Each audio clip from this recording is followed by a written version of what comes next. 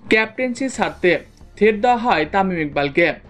এবার পাপনের মুখোশ খুলে দিলেন তামিম ইকবাল। হ্যাঁ প্রিয় দর্শক, পাপনকে নিয়ে যা বললেন তামিম ইকবাল, তাই এই নিয়ে বিস্তারিত জানতে হলে ভিডিওটি না টেনে শেষ পর্যন্ত দেখতে থাকুন। আর আপনি যদি আমাদের চ্যানেলে নতুন হয়ে থাকেন তাহলে এক্ষুনি সাবস্ক্রাইব করে রাখুন।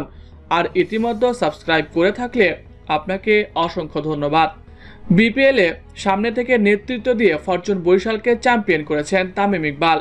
492 রান করে আসরের সেরা খেলোয়াড়ও তিনি। ঢাকা প্রিমিয়ার লিগে প্রাইম ব্যাংকের অধিনায়ক তামিম খেলার মতো ফিট থেকেও কিছু শর্তের বেড়াজালে নিজেকে সরিয়ে রেখেছেন জাতীয় দল থেকে। তবে খেলাযোগকে দেওয়া এক ইন্টারভিউতে এবার বোমা ফাটান তামিম ইকবাল। রীতিমতো তিনি নিজের মুখেই বলেন, ক্যাপ্টেন্সি ছেড়ে দিতে তাকে থ্রেট দেওয়া হয়েছিল, যা রীতিমতো তার জন্য অবিশ্বাস্য। বর্তমানে এই বক্তব্য সোশ্যাল মিডিয়ায় ভাইরাল। আমার ক্যাপ্টেন্সি ছাড়া was not a sudden decision. কে এই থ্রেট দিয়েছিল তামিম ইকবালকে? তামিম নিজেই বলেন, টিম ম্যানেজমেন্ট থেকে তাকে এই থ্রেট দেন। বিশ্বকাপের আগেও নাজমুল হাসান পাপনের নামে বেশ ভয়াবহ এক তথ্য শোনা যাচ্ছিল যে তিনিই নাকি তামিম ইকবালকে ফোন করে বলেন আফগানিস্তানের বিপক্ষে তিনি মিডল অর্ডারে খেলতে হবে।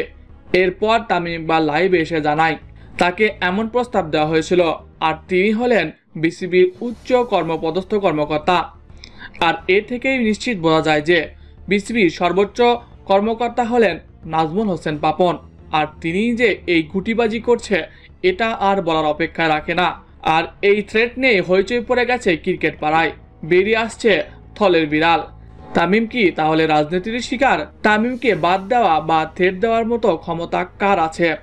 এটা তো আর বলার অপেক্ষা রাখে না। তাহলে গোপনেই কি নাজমুল হোসেন পাপন বিসিবিকে ধ্বংস করে দিচ্ছে? প্রশ্ন থাকলো আপনাদের কাছে, জানিয়ে দিন আপনার মতামত। আর আমাদের চ্যানেলে নতুন হলে অবশ্যই সাবস্ক্রাইব করতে ভুলবেন না। ধন্যবাদ সবাইকে।